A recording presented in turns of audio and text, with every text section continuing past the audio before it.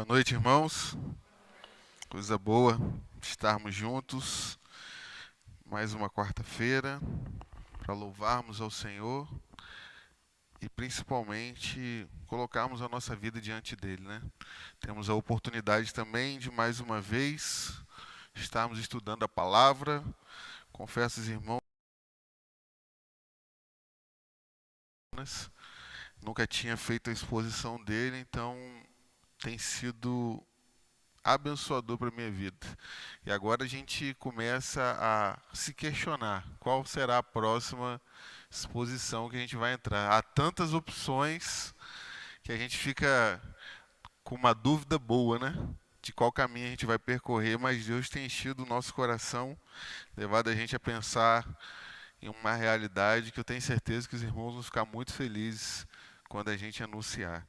Mas eu quero meditar com vocês nessa noite, caminhando para as nossas últimas exposições em Jonas, um coração igual ao teu. Na verdade, é uma pergunta, né? Um coração igual ao teu? Os irmãos lembram desse trecho de uma música, né? Não vou cantar porque cantar não é muito.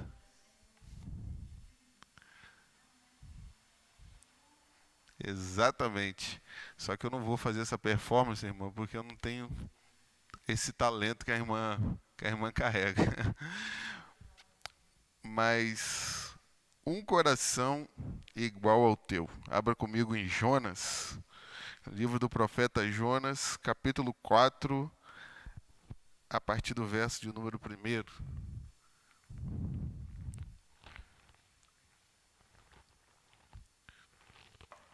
Jonas, capítulo 4, a partir do verso de número 1. Nós consideramos na semana passada até o verso 4. Nós vamos voltar nesses versículos hoje para olhar hoje o texto com uma perspectiva completamente nova. Hoje a gente vai tentar entender um pouco do coração do profeta. Por que Jonas tomou as atitudes que tomou? O que tinha? Vamos tentar hoje fazer um papel aqui de psicólogo, de analista, para tentar entender o que aconteceu de fato com Jonas, para o levar a tomar as atitudes que tomou, para falar aquilo que ele falou, o que isso tem relacionado ou está relacionado com as nossas vidas e também com a nossa experiência, e como nós podemos nos livrar de tudo aquilo que aconteceu com esse profeta. Amém? Jonas capítulo 4, a partir do verso 1. Quem achou, diga amém. Diz assim a palavra do Senhor. Mas Jonas ficou muito aborrecido e com raiva. Ele orou ao Senhor e disse: Ah, Senhor, não foi isso que eu disse estando ainda na minha terra? Por isso, me adiantei fugindo para Tarsis, pois sabia que tu és Deus bondoso e compassivo, tardio em irar-se e grande em misericórdia, e que mudas de ideia quanto ao mal que anunciastes. Agora, Senhor, peço-te que me tires a vida, porque para mim é melhor morrer do que viver. E o Senhor disse: Você acha que é razoável essa sua raiva? Então Jonas saiu da cidade e sentou-se no lugar a leste da mesma. Ali construiu um abrigo, sentou-se na sombra para ver o que aconteceria com a cidade. Amém? Não feche sua Bíblia, vamos falar com Deus. Pai, nós te agradecemos por tudo aquilo, ó Deus, que o Senhor tem feito, ó Deus, por nós e pelas nossas vidas. Mas um dia, Deus, o Senhor nos sustentou, o Senhor nos fez acordar, ó Deus, com ânimo, com vigor, nos ajudou, ó Pai, a buscar, ó Pai, o sustento para a nossa família. E mais do que isso, ó Deus, o Senhor nos abençoou, Pai, incomodou o nosso coração, para que nessa noite a gente estivesse, ó Deus, na sua casa. Nós te pedimos, ó Deus, que desde já o Senhor receba, ó Deus, o nosso culto, a nossa adoração, a nossa oração. E mais do que isso, Deus, quando estamos diante da tua palavra, uma vez mais, ó Pai, nós te pedimos que o Senhor clareie a nossa mente, que a gente, ó Pai, não tenha tão somente o desejo de conhecer a tua palavra, mas que a gente anseia, Deus, por uma mudança, Deus, que parte, ó Pai, do nosso interior. Nos livra, ó Deus, de tão somente querer um conhecimento teórico, mas nos ajuda, ó Deus, a transformar a teoria em prática, para que assim a gente possa te servir ainda melhor nesse mundo. Obrigado pela tua palavra, Pai. É o que nós te pedimos e também te agradecemos, em nome de Jesus. Amém. Meus irmãos, um coração igual ao teu. Qual é a verdadeira natureza do coração humano? Qual é a verdadeira realidade da natureza do coração humano? Esse no qual eu e você carregamos e carregamos todos os dias da nossa vida. Quando eu e você temos a oportunidade de olhar para aquilo que o mundo diz para nós sobre o coração do homem, sobre a natureza do homem, o mundo vai dizer para nós, vai tentar mostrar para nós que o homem nasce essencialmente bom. Ou seja, todas as pessoas que nascem nesse mundo, todas as pessoas que surgem nesse mundo, essas pessoas são essencialmente boas em si mesmas. São pessoas que não carregam maldade no seu coração, maldade no seu interior. Mas preste bem atenção, meus irmãos, que o mundo também vai dizer para nós que esse homem, se ele de fato é essencialmente bom, ele é como se fosse uma tábua rasa. Não há mancha, não há problemas, não há dificuldades nenhuma nesse homem. Entretanto, quando nós olhamos um pouco mais para essas opiniões, elas vão tentar mostrar para nós que o grande problema do ser humano é o meio para o qual ele foi criado. Então, se nós nos tornamos maus, se nós nos tornamos pessoas que praticam a maldade, a culpa disso tudo não está em nós. A culpa disso tudo está no lugar onde a gente nasceu. O contexto no qual a gente foi criado. As pessoas que nos ensinaram. Está dando para entender, irmãos? Então o problema não está dentro do homem, mas está fora do homem. Essa é a opinião que o mundo emite. Mas quando nós, eu e você, olhamos para a palavra de Deus, a Bíblia vai mostrar para nós que o coração do homem é mau.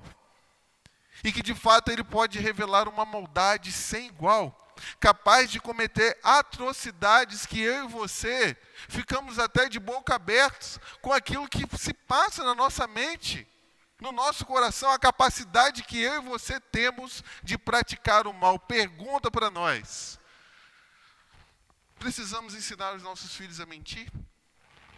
Precisamos ensinar os nossos filhos a fazer coisas erradas?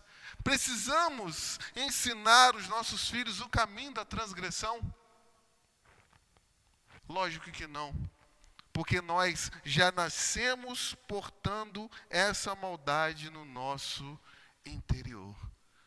Mas mais do que isso, meus irmãos, quando nós olhamos uma vez mais para esse texto que nós consideramos na semana passada, esse texto vai mostrar para nós um homem que foi exposto a muitas circunstâncias adversas na sua vida.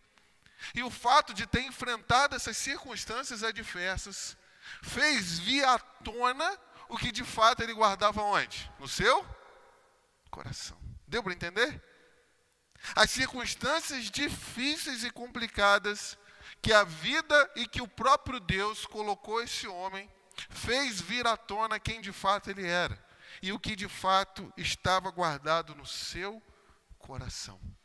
Então, se eu e você pudéssemos aqui de forma rápida e breve recapitular aquilo que nós vimos na semana passada, eu tentei me esforçar para deixar claro para os irmãos, na última reflexão, que o profeta estava chateado com Deus por um único motivo. E foi esse o motivo que nós levantamos e que inclusive o irmão João destacou no final da nossa mensagem.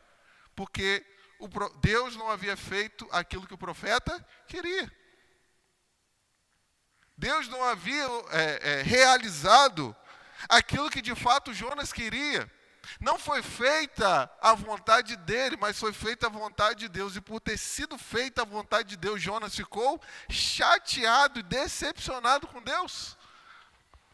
E diante disso, meus irmãos, a gente também observou que no meio dessa raiva toda de Jonas, Deus se virou para Jonas e fez o seguinte questionamento, se eu não me engano, no verso de número 4.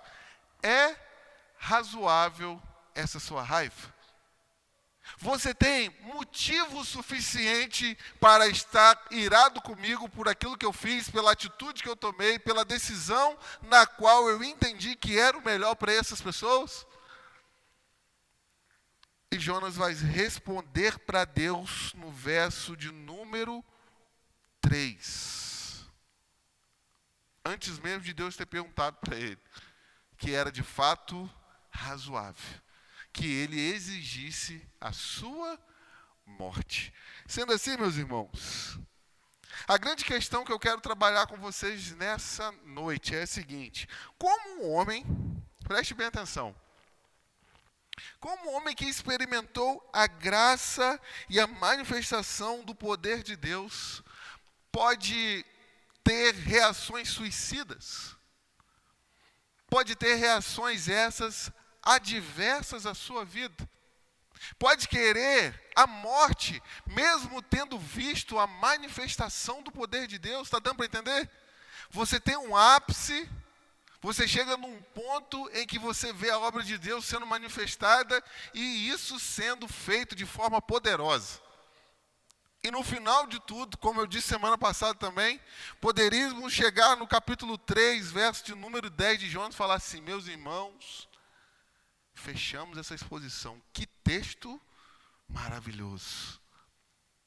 Mas quando abrimos o capítulo 4, verso de número 1, vemos um homem apresentando uma atitude completamente adversa, querendo pôr um fim na sua própria vida. Sendo assim, o que esse texto tem para nos ensinar nessa noite? Eu quero que você preste muita atenção naquilo que a gente vai colocar nessa noite. O primeiro ponto da nossa reflexão é que o coração de Jonas era o grande campo missionário de Deus. Vou repetir. O coração de Jonas era o grande campo missionário de Deus. Olha o verso de número 4, por favor. E o Senhor disse: você acha que é razoável essa sua raiva? Se você reparar comigo, a grande verdade desse capítulo é que nós corremos um grande risco, de cada um de nós que se faz presente aqui, de fazer a obra de Deus e não ter um coração que bate no mesmo ritmo do coração de Deus. Deu para pegar, gente? Eu e você corremos um grande risco de estar e de fazer a obra de Deus, estamos olhando para o profeta, ok? E de não ter o coração nosso na mesma sintonia do que o coração de Deus, na mesma frequência do coração de Deus, no mesmo, vamos trazer para a nossa realidade de hoje, no mesmo canal do que está o coração de Deus.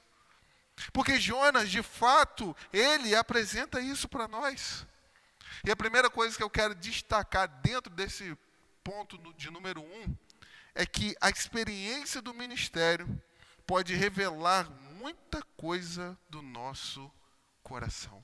Se você sentar-se para ler as biografias, e principalmente as biografias dos missionários, aqui é um conselho do pastor de vocês: leia as biografias dos missionários. E principalmente pessoas que foram para a terra muito distantes, em contextos complicados, eles vão apresentar algumas experiências que eu quero trabalhar aqui com vocês.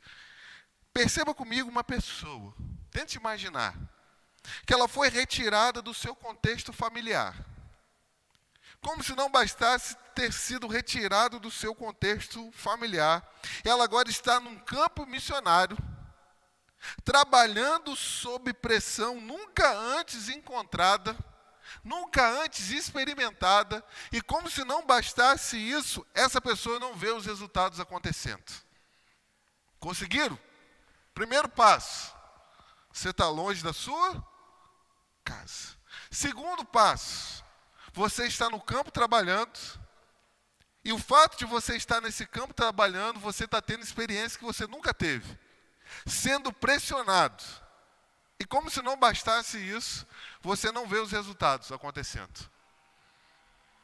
A última coisa é que essa pessoa está numa cultura e numa linguagem completamente diferente da sua. Meus irmãos, você está longe de casa, sob pressão, sem resultados, com uma língua completamente diferente da qual você fala.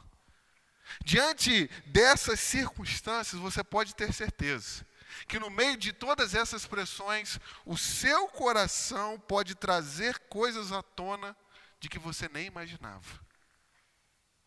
Pode vir para fora de você, pode sair dos seus lábios, pode tornar-se em atitudes coisas que você até então não imaginava que tinha, porque você está vivendo uma realidade da qual você não estava acostumado.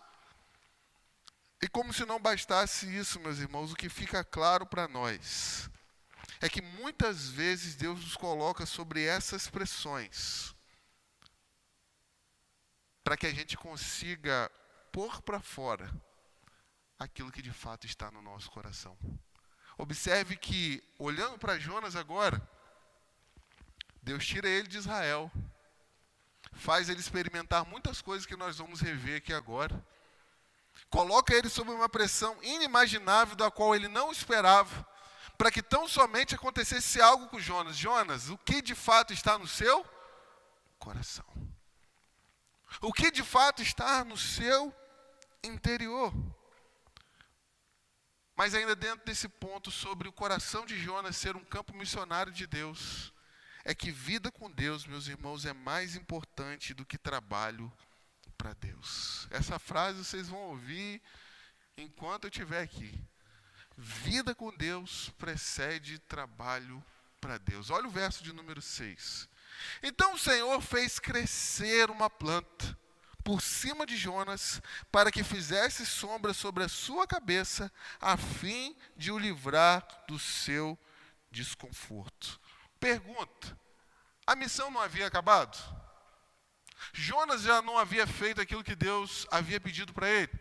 Por que Deus ainda está trabalhando com Jonas? Por que Deus ainda pega Jonas, que fez questão de ir lá para fora da cidade, longe da cidade, montar, quem sabe, ali uma barraquinha e ficar esperando para ver o que ia acontecer com a cidade? Por que Deus, no verso 6, ainda quer trabalhar com Jonas? Meus irmãos, porque o grande alvo de Deus, o grande investimento de Deus nas nossas vidas, não é aquilo que nós fazemos para Ele, mas aquilo que Ele quer trabalhar em nós. Aquilo que Ele quer trabalhar no nosso coração. Nínive, aquilo que Deus tinha para Nínive já havia acontecido, mas Deus ainda está trabalhando no coração do profeta. Porque eu e você precisamos entender que enquanto nós estamos fazendo a obra de Deus todos os dias, com as experiências que nós temos diárias, Deus está trabalhando em mim e você. E nós podemos olhar para trás, meus irmãos, e dizer o seguinte: eu não sou a mesma pessoa que eu era quando eu comecei lá atrás, quando eu comecei a obra do Senhor. Porque todas as experiências que eu tive em meio às coisas do reino de Deus fizeram que eu me tornasse a pessoa que sou hoje. E queira Deus que seja positivo.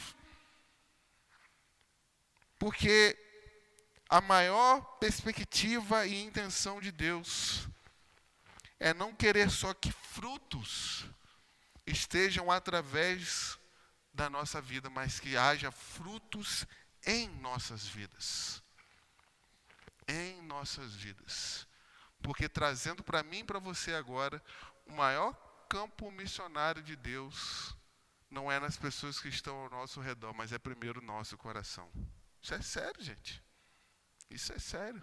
O primeiro alvo de Deus de missões, já que estamos agora em missões nacionais, o primeiro alvo das missões de Deus é o nosso coração. É a terra do nosso coração. Mas o segundo ponto, meus irmãos, que eu quero observar com vocês, e agora de forma bem breve, Observe comigo as causas possíveis da ira de Jonas. Olha o verso de número 9, por favor. Verso de número 9. Quem pode ler para mim? Verso de número 9.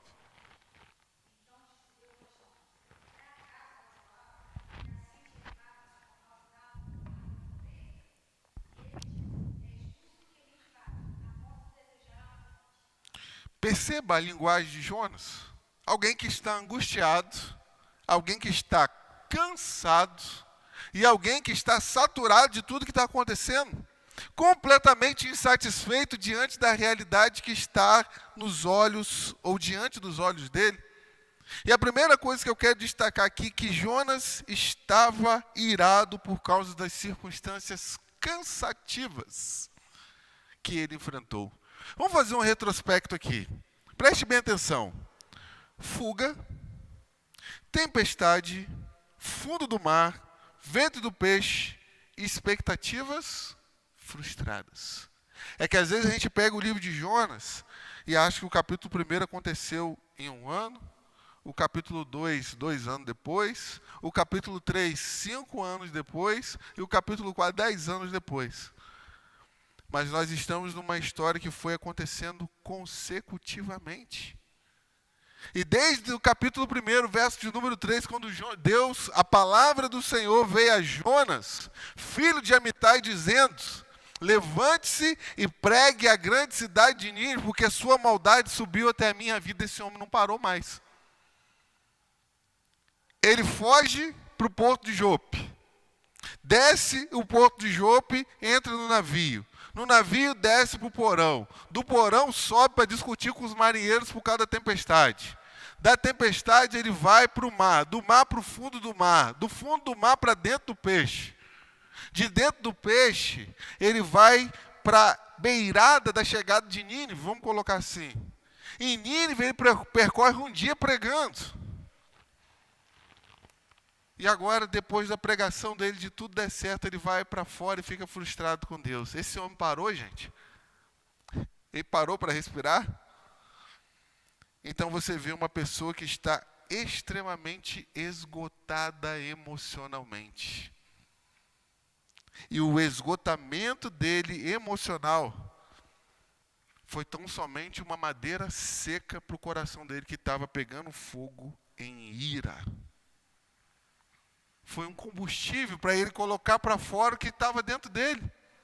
E aqui, fazendo uma nota de rodapé, a gente precisa entender a importância do descanso. A gente precisa entender que a gente, de fato, não é super mulheres e nem super homens.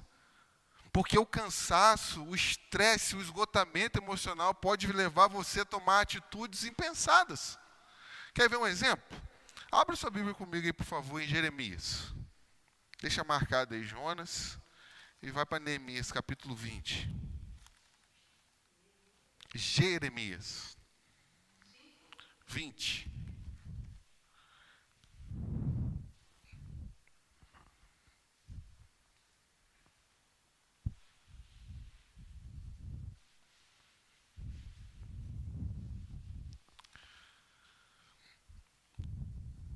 Jeremias, capítulo 20, a partir do verso de número 14. Acharam aí?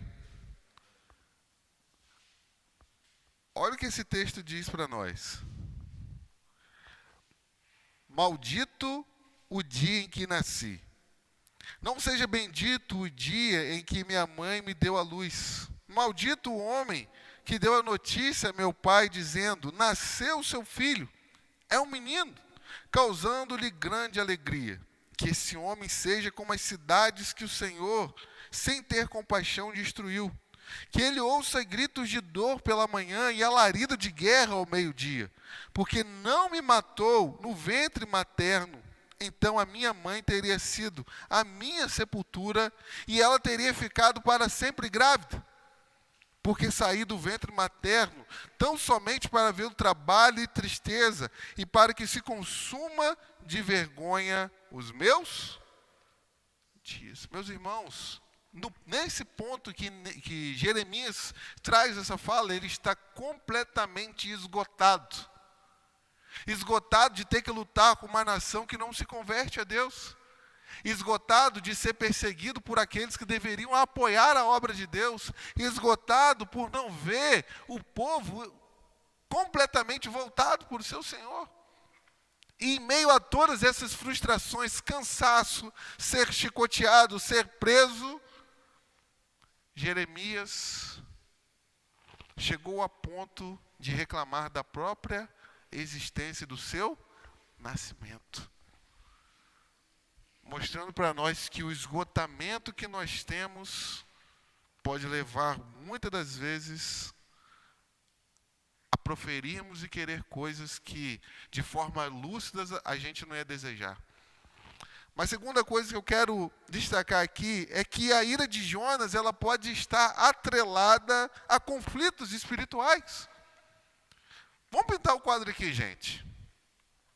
Você tem uma nação que é ímpia, idólatra, de pelo menos 600 mil habitantes. De repente, como num passe de mágica, essas 600 mil pessoas, inclusive animais, se voltam para Deus. Você imagina a pressão espiritual que esse homem estava sentindo. Você imagina o confronto espiritual que ele estava sentindo em conduzir pessoas das trevas para a luz. A gente às vezes perde a perspectiva de que nós estamos numa batalha espiritual, gente. Todas as pessoas que colocam a mão no arado, todas as pessoas que se dedicam ao ministério precisam entender uma coisa: sua vida nunca mais será a mesma. E digo isso de qualquer ministério, seja ele o mais simples ao mais complicado dentro da igreja. A partir do momento que você se coloca na linha de frente para lutar, você vai enfrentar conflitos, você vai enfrentar lutas, você vai enfrentar desafios, inclusive, às vezes, até dentro da sua própria casa. Porque nós estamos numa batalha completamente espiritual. Lembra de um texto bíblico que a gente acaba repetindo muito? A quem muito é dado, muito será cobrado. Nós estamos, meus irmãos, numa batalha tremenda. Nós estamos na linha de frente, nós estamos aqui lidando entre a eternidade de pessoas salvas e a eternidade de pessoas perdidas. Então, provavelmente, Jonas estava lidando com muitos conflitos espirituais no seu coração. Mas a terceira coisa, melhor dizendo, que levou Jonas a ficar irado é porque o coração dele tinha muitos preconceitos. Ele tinha um preconceito e carregava a ideia de que Deus estava errado. Deus estava equivocado. Como que Deus pode oferecer graça para aquele que não merece? Ele mesmo havia experimentado isso. Jonas estava irado também, porque carregava preconceitos de entender que Deus agiu completamente diferente do padrão que ele entendia. Jonas havia criado um Deus segundo o seu próprio coração, que tinha que fazer aquilo que a sua mente entendia, aquilo que sua mente realizava. Mas a última coisa, meus irmãos, que eu quero trabalhar é que a causa da ira de Jonas contra Deus era de querer que o pecado tivesse, melhor dizendo, era o pecado de se preocupar com a sua reputação. O pecado que Jonas carregava também era o pecado de se preocupar com a sua reputação. Olha o verso de número 5. O verso de número 5 diz assim para nós: então Jonas fez o quê, meus irmãos? Fez o quê? Não, peraí, vamos lá. Jonas entrou na cidade, depois que havia pregado, começou a discipular os ninivitas. Não foi? Foi, meus irmãos. É o papel de um pregador, não é? Ele pregou, as pessoas se converteram, agora ele foi lá discipular eles, não é verdade? Foi. Mas o que Jonas faz é completamente diferente. O texto vai dizer para nós que Jonas saiu da cidade e sentou-se no lugar a leste da mesma. E ali ele constrói um abrigo, sentou-se na sombra para ver o que aconteceria com a cidade. O que Deus havia dito no verso 10? Que ele havia se arrependido do mal que havia feito, que havia dito que faria contra Nínive. Por que Jonas ainda espera que a cidade seja destruída? Por que ele ainda senta lá com expectativa de que Deus mude de ideia? E a grande realidade, meus irmãos, é que Jonas carregava o pecado de se preocupar com a sua reputação. Ele não queria se misturar, ele não queria se envolver com pessoas que ele entendia que não merecia a graça de Deus. Mas a segunda coisa, meus irmãos, a terceira e última coisa dentro desse ponto, melhor dizendo, é que o grande pecado, um dos pecados de Jonas, era tentar transformar a sua nação em um Deus. Há algum problema a gente ser nacionalista? Há algum problema a gente amar o nosso país? Há algum problema a gente querer o bem da nossa nação, a gente querer que o nosso Brasil triunfe, que o nosso Brasil cresça, que o Evangelho chegue a pontos que até então não chegaram no nosso país? Não tem problema nenhum. Isso é precioso demais. A grande dificuldade, meus irmãos, é quando a gente transforma a nossa nação em um ídolo. Quando a gente transforma a nossa nação em um Deus. E Jonas havia trocado a sua lealdade a Deus para a lealdade à sua etnia. A sua preocupação não era a vontade de Deus, mas a sua preocupação era tão somente com Israel.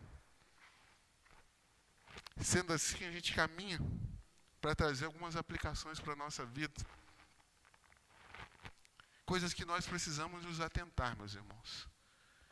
Se a gente quer de fato ter um coração igual ao dele.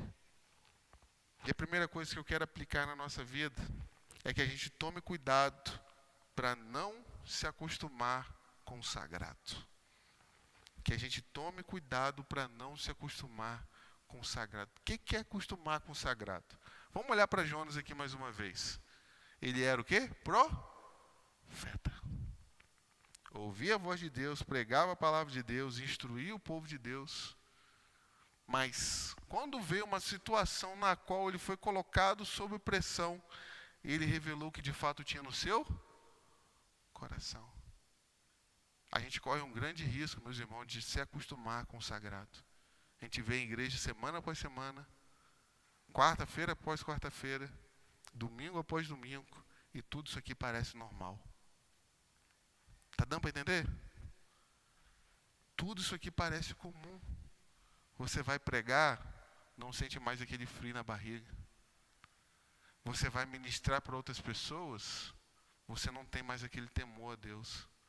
Você vai ministrar um louvor, tocar um instrumento e perde aquela percepção da presença de Deus. Tudo vai se tornando normal e comum. E a gente vai se acostumando com o sagrado. E quando a gente se acostuma com o sagrado, meus irmãos, essa graça para de começar a atingir pontos que precisava atingir na nossa vida.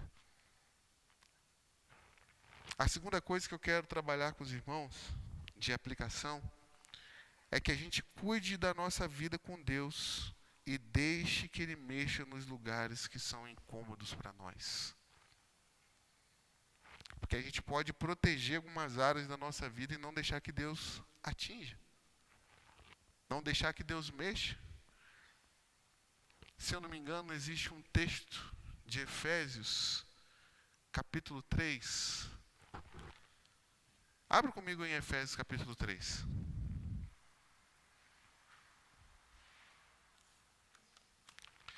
Efésios, capítulo 3.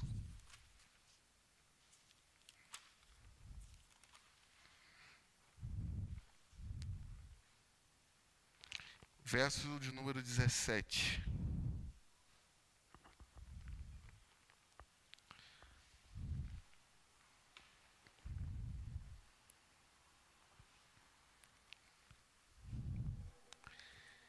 esse texto diz assim para nós: e assim, pela fé, que Cristo habite no coração de vocês, estando vocês enraizados e alicerçados em?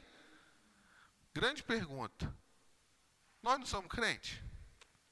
Cristo não habita no nosso coração?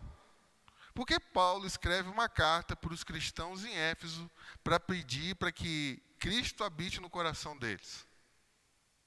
Está dando para entender? E qual que é o grande jogo de palavras aqui?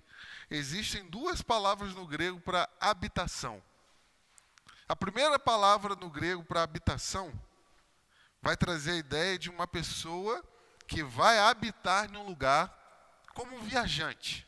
Ele vem, entra num hotel, passa ali 1 dia, 2 dias, 3 dias, uma semana e depois vai embora. Mas existe uma outra palavra no grego, que é que Paulo usa aqui nesse texto, para habitar plenamente no coração de vocês, que é você ser um morador residente naquele lugar. Diferentemente do viajante que vai, permanece um tempo, depois vai embora, o que Paulo está dizendo para os cristãos em Éfeso é o seguinte: que Jesus habite no coração de vocês de forma permanente. E quando Jesus vem e habita de forma permanente no nosso coração, ele vai mudar algumas coisas de lugar. Vai ter que entrar em alguns cômodos que a gente deixa lá, não é verdade? Não entre. Ele vai ter que entrar. Ele vai ter que mexer. Ele vai ter que mudar as coisas daquele ambiente. E que de fato a gente deixe que Jesus trabalhe nas nossas áreas mais complicadas. Mas a terceira e última coisa é que a gente sonde o nosso coração todos os dias perguntando o porquê que a gente faz o que a gente faz. Fui claro, gente? Por que eu faço isso? Por que eu tenho que fazer determinada coisa? O que se dá a entender é que Jonas fez o que ele fez obrigado. Ok? Eu tenho que fazer, porque senão Deus vai me jogar no ventre de um peixe de novo. Então que a gente sonde o nosso coração, se perguntando todos os dias, qual a motivação que eu tenho de fazer aquilo que eu faço. Vamos ficar de pé?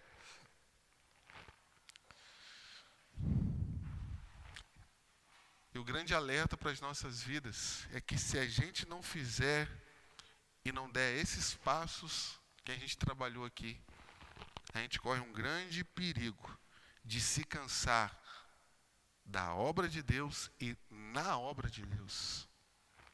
Porque é isso que Jonas revela para nós. Alguém que está cansado. Cansado. Não quero mais. Que Deus guarde o nosso coração, meus irmãos. Vamos orar? Tem alguns pedidos